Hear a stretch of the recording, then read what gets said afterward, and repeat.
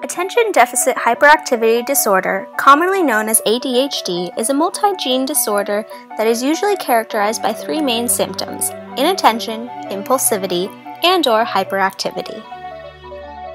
Researchers focused on the area of ADHD are still developing hypotheses on what causes ADHD.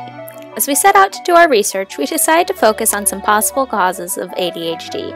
The studies we will talk about suggest that genes, environmental factors, and social environmental factors all play different parts in the development of ADHD. Like many other illnesses, ADHD is most likely a combination of the aforementioned factors.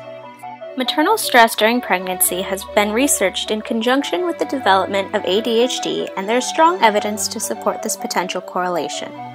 This association could potentially be mitigated through the DRD4 genotype.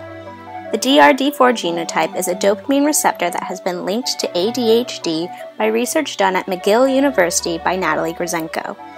The research concluded that mothers with more severe stress during pregnancy had children with an increased severity of ADHD symptoms. Interestingly, the DRD4 genotype has been documented in correlation with thinner brain tissue in the cerebral cortex, meaning kids with this genotype have thinner brain tissue, which has been associated with lack of attention. Philip Shaw, a researcher for the National Institute of Mental Health, further developed this hypothesis that there is a relationship between thinner brain tissue in the cerebral cortex and the severity of ADHD symptoms. His study came to the conclusion that children with worse clinically measured ADHD symptoms had global thinning of the cortex. The thinning was found to be more prominent in the medial and superior prefrontal and precentral regions of the cortex. Some researchers, like Stephen S. Lee and Irene Tung, are focusing more on external environmental factors rather than genetics. Lee, who is a clinical psychologist and assistant professor at UCLA, is at the forefront of research in ADHD. He has said that negative parenting that a child experiences can help predict ratings of inattention symptoms amongst boys. One explanation for this could be that negative punishment is believed to cause a stressful environment, which in turn could be correlated with attention problems in children who have experienced such situations.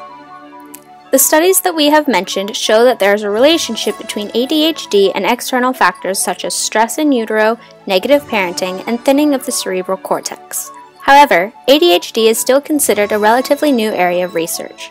We found that many studies in this area are littered with confounding variables, which is why there is no concrete conclusion.